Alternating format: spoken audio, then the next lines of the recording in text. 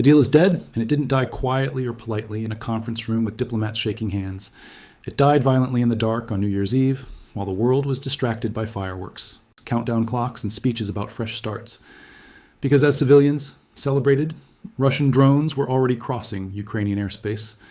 Explosions were lighting up sections of Kiev. Air defenses were firing in bursts across residential districts. And almost simultaneously, Russian state media began circulating reports of a mysterious drone incident near what they claimed was one of Vladimir Putin's residences, a story that emerged without independent verification, without damage assessments, without imagery, but with extraordinary speed and coordination. And that timing was not accidental, because just days earlier, the most ambitious peace initiative of the war had reached a fragile point that negotiators privately described as 90% complete, the phase where momentum itself becomes the critical resource, where belief in the deal matters more than the text. And Donald Trump was openly telling allies that the agreement was 95% done, while Volodymyr Zelenskyy was signaling to Western partners that Ukraine was within inches of a ceasefire that could freeze front lines, halt the attritional drain on manpower, and stabilize an economy strained to its limits. But that final 10% was never about wording. It was about power, because Russia's position hardened at the worst possible moment, shifting from bargaining to ultimatum, demanding not only territorial recognition of the Donbass, but permanent legal guarantees that Ukraine would never attempt to reclaim it, never align militarily with NATO, and never challenge Moscow's authority over land seized by force, demands that for Kiev cross the line from compromise into erasure, because accepting them would have permanently redefined the Ukrainian state as conditional, vulnerable, and strategically neutered. And this is where the New Year's trap snapped shut, because Trump's entire strategy relied on timing, on freezing the conflict before either side could reset militarily or politically. But instead of restraint, Russia escalated. Shells fell on Kiev hours after back-channel meetings in Florida, and the residency attack narrative detonated across Russian media with uncanny precision, forcing Trump's team into a corner they did not anticipate, because ignoring the escalation would signal weakness to allies and adversaries alike, while responding forcefully would destroy the fragile ceasefire narrative that had been weeks in the making. And behind closed doors, intelligence briefings were already warning that Moscow's behavior fit a familiar pattern, performative negotiation used as camouflage for operational preparation, because diplomacy has never stopped wars unless both sides fear the alternative more than compromise. And by the final days of December, that fear had evaporated, with Russia believing time favored endurance, Ukraine believing survival required resistance, and Western governments believing escalation could still be managed through calibrated pressure, a belief history has repeatedly punished. And this was not simply a failed negotiation. It was a demonstration of how modern conflict is sabotaged, not by refusal or signatures torn apart, but through narrative warfare, deniability, and synchronized chaos.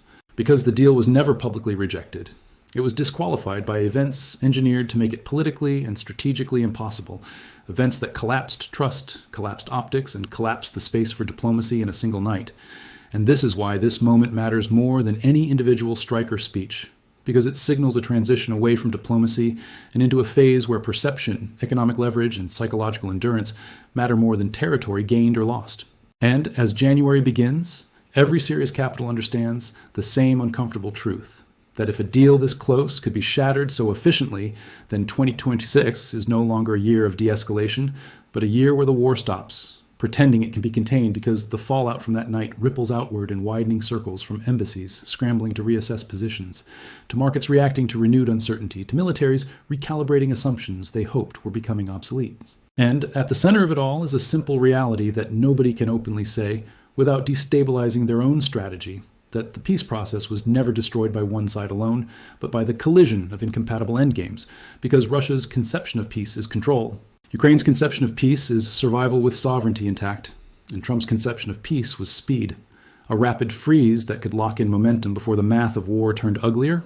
But those three visions could not coexist indefinitely, and New Year's Eve was the moment the contradiction became visible, because the strikes were not just military actions, they were signals to Washington that Moscow would not be rushed, signals to Kiev that concessions would not end pressure, and signals to Europe that stability was slipping farther out of reach.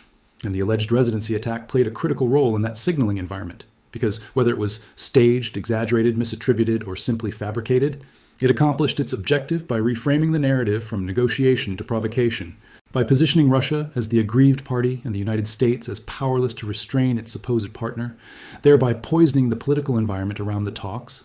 And inside intelligence channels, the assessment became blunt. that the story functioned less as an event and more as a weapon, a tool to collapse the optics of peace before they could solidify, because optics matter as much as artillery in modern conflict. And once optics break, leaders lose room to maneuver, and Trump's room evaporated quickly, because any continued optimism after Kiev was hit and Russia escalated would have appeared detached from reality, while any sharp response would have validated Moscow's narrative that the deal was meaningless. And so the process entered limbo, not officially ended, but functionally dead. And that ambiguity may be the most dangerous outcome of all, because ambiguous endings invite miscalculation, invite assumptions, invite momentum to replace strategy. And that is precisely what now defines the opening days of the year, with Ukraine tightening civil defense measures, Russia accelerating production cycles, Western governments quietly preparing new sanctions, packages they hoped never to deploy, and military planners everywhere revising their assumptions about timelines. Because the New Year's trap did not just close on a document. It closed on an entire set of expectations that diplomacy could still outrun the mechanics of war. And once those expectations collapse, escalation does not require decision. It becomes the default setting driven by inertia, fear, and the belief that waiting only makes outcomes worse.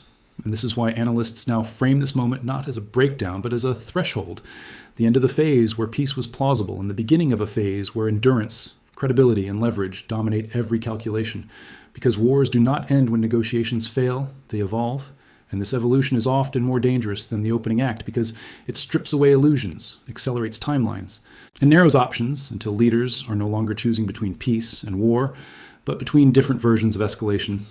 And as January unfolds, the consequences of that night will continue to compound, shaping decisions that will be framed as inevitable but were set in motion by a deliberate collapse because the deal did not fail by accident, it was broken by design. And the New Year's trap was not a surprise to those watching closely. It was a warning, a demonstration of how fragile diplomacy becomes once the incentives that sustained it disappear. And that warning now hangs over every conversation about what comes next. Because if peace could be undone this easily at 90% complete, then the next phase of the war will not be governed by promises. It will be governed by momentum. The collapse of the peace deal does not create a vacuum. It creates acceleration. Because when diplomacy fails at this late stage, the systems that were quietly restrained are released all at once, and that is the phase the world has now entered, a phase where momentum replaces mediation, and where the absence of agreement becomes its own driver of escalation.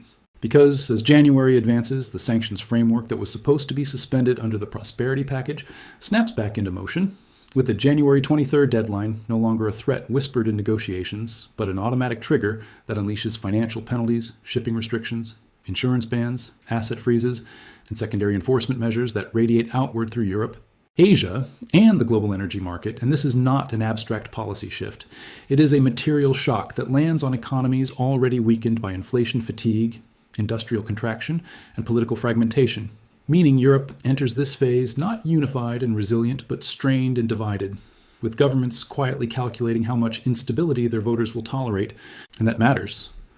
Because economic pressure is no longer background noise to the war, it is becoming a parallel battlefield, one where energy prices, currency volatility, and supply chain disruption now shape political survival just as much as troop movements shape military outcomes, and this convergence of economic and military realities is what makes the current phase uniquely dangerous. Because Russia's demand for full control over the Donbass is not simply symbolic or ideological, it is operational, industrial, and psychological, consolidating access to critical resources, logistics corridors, and a narrative of irreversible gains. While for Ukraine, acceptance would mean locking in a future defined by vulnerability, signaling to the world that sovereignty can be negotiated away under prolonged pressure, and that is why Zelenskyy's No Weak Peace address marked a decisive tonal shift, not a rejection of peace, but a reframing of what survival requires, conditioning Ukrainian society to expect endurance, sacrifice, and escalation rather than relief. Because once a population internalizes that narrative, political space for compromise collapses. And when both sides align internally around endurance rather than settlement, war transforms from a crisis into a condition, something managed over time rather than resolved, and intelligence agencies across multiple capitals now converge on a single assessment that the 60-day ceasefire Trump was betting on is no longer viable in any meaningful sense, because both militaries have already pivoted from negotiation posture to seasonal optimization, with Russia digging in defensively, dispersing assets, expanding domestic production lines, hardening infrastructure, and adjusting command structures for long-term sustainability, while Ukraine accelerates asymmetric pressure through long-range drones, infrastructure disruption, information warfare, and denial strategies designed to offset material disadvantage. And once escalation becomes normalized rather than exceptional, decision-makers lose the luxury of pause because every delay is interpreted as weakness, every restraint as vulnerability, and momentum fills the gap where strategy once operated. And momentum is the most dangerous force in geopolitics because it carries actors forward regardless of their private doubts. And this is why intelligence officials are fixated on the next 21 days, not because they expect diplomacy to revive, but because this window will determine whether the conflict hardens into a multi-year continental standoff or spills outward into secondary theaters through cyber escalation, maritime disruption, proxy conflict, and covert economic warfare. Because wars at this stage rarely stay confined to their original geography. And here is where the public narrative lags dangerously behind reality, because Russia-Wahsam's ability to sustain this next phase depends less on battlefield breakthroughs than on financial endurance, and modern wars are financed not only through oil and taxes, but through commodities, metals, currency hedges, and shadow liquidity systems that operate below the threshold of public visibility, but determine how long a war can be sustained under pressure. And this is where China quietly enters the frame, not with tanks or treaties, but through market behavior. Because shifts in the silver market, energy contracts, clearing mechanisms, and settlement flows directly intersect with Moscow's ability to bypass sanction bottlenecks, stabilize reserves, and maintain procurement pipelines. Meaning that while global audiences focus on footage from the front lines, some of the most consequential battles may already be unfolding inside commodity exchanges and financial clearinghouses. And this reframes the question that dominates public debate, whether Putin ever intended to sign the deal or simply playing for time. Because intent becomes largely irrelevant once momentum breaks, since outcomes are then driven by structure rather than choice. And the structure now favors escalation. Because off-ramps have narrowed, trust has collapsed, and political narratives have hardened. And this is why the peace deal was not delayed or paused. It was disqualified, removed from the realm of possibility by events designed to make compromise politically toxic on all sides. And the New Year's trap did not snap shut only on Ukraine or Russia. It closed on Europe, on global markets, and on the assumption that 2026 would bring relief from the accumulated tensions of the previous years, because from this point forward, escalation is no longer a possibility to be managed. It is the baseline reality, shaping decisions before they are consciously made. And as governments adjust to this new normal, they will frame their moves as defensive, reactive, unavoidable, but beneath those justifications will be the same truth. That the path to de-escalation is narrowed to almost nothing, replaced by a contest of endurance where credibility matters more than compromise, and where the absence of a deal becomes its own strategic signal, inviting risk-taking, miscalculation, and overconfidence. And history shows that wars entering this phase rarely end quickly or cleanly, because once momentum replaces mediation, events no longer wait for permission. They compound, accelerate, and spill outward, dragging actors into deeper commitments they did not initially plan to make. And that is the real warning embedded in the collapse of this deal. Not that peace failed, but that the mechanisms which made peace imaginable have been dismantled, leaving behind a system primed for escalation by default. And that reality will shape every headline, every market swing, and every military decision going forward.